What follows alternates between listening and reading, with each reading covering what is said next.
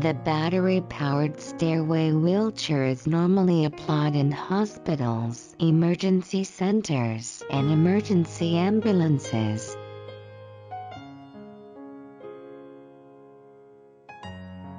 It is particularly suitable for daily patient transport and emergency quick evacuation, such as fire, earthquake, power outages, and etc.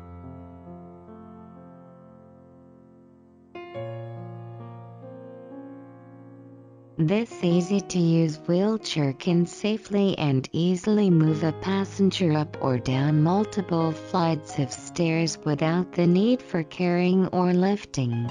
Moreover, it also works when people need to haul heavy goods up and down the stairs alone.